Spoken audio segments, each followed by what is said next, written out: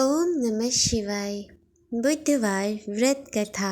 समतापुर नगर में मधुसूदन नामक एक व्यक्ति रहता था। वह बहुत धनवान था। मधुसूदन का विवाह बलरामपुर नगर की सुंदर लड़की संगीता से हुआ था।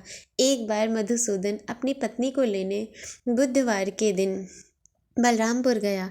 मधुसूदन ने पत्नी के माता पिता से संगीता को विदा कराने के लिए कहा। माता पिता बोले, बेटा आज बुधवार है, बुधवार को किसी भी शुभ कार्य के लिए यात्रा नहीं करते हैं। लेकिन मधुसूदन नहीं माना। उसने ऐसी शुभ अशुभ की बातों को न मानने की बात कही। दोनों बैलगाड़ी से यात्रा प्रारंभ की।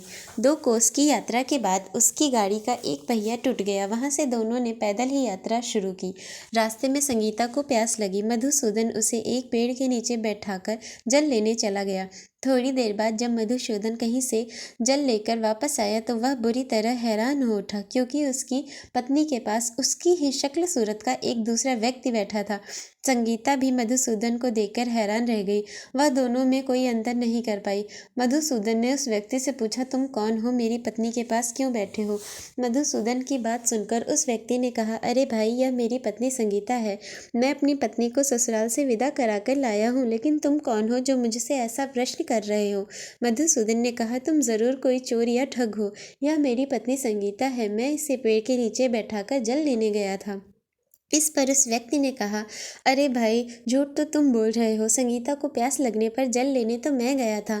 मैंने तो जल लाकर अपनी पत्नी को पिला भी दिया। अब तुम चुपचाप यहाँ से चलते बनो, नहीं तो किसी सिपाही को बुलाकर तुम्हें पकड़वा दूंगा। दोनों एक दूसरे से लड़ने लगे। उन्हें लड़ते देख बहुत से लोग वहाँ एकत्र हो गए। नगर के कुछ सिपाही भी वहाँ आ गए। सिपाही उन दोनों को पकड़कर राजा के पास ले गए। सारी कहानी सुनकर राजा भी कोई निर्णय नहीं कर पाया। संगीता भी उन दोनों में से अपने वास्तविक पति को नहीं पहचान पा रही थी। राजा ने दोनों को कारागार में डाल देने के लिए कहा। राजा के फैसले पर असली मधुसूदन भयभीत हो उठा। तभी आकाशवाणी हुई, मधुसूदन, तूने संगीता के माता पिता की बात नहीं मानी और बुधवार के दिन अपनी ससुराल से प्रस्थान किया। यह सब भगवान बुद्ध देव के प्रकोप से हो रहा है। मधुसूदन ने भगवान बुद्ध देव से प्रार्थना की, हे भगवान बुद्ध देव, मुझे क्षमा कर दीजिए। मुझसे बहुत बड़ी गलती हुई। भविष्य में अब कभी बुधवार के दिन यात्रा नहीं करूंगा और सदैव बुधवार को आपका व्रत किया करूंगा। मधुसूदन के प्रार्थना करने से भगवान बुद्ध देव ने उसे क्षमा कर दिया। तभी दूसरा व्यक्ति राजा के सामने से गायब हो गया। राजा और दूसरे लोग इस चमत्कार को देख हैरान हो गए।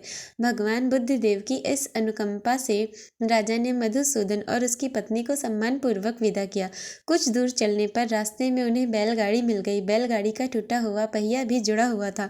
दोनों उसमें बैठकर समतापुर की ओर चल दिए। मधुसूदन और उसकी पत्नी संगीता दोनों बुधवार को व्रत करते हुए आनंद पूर्वक जीवन यापन करने लगे। इस तरह भगवान बुद्ध देव की कृपा से उनके यहाँ खुशियाँ बरसने लगी।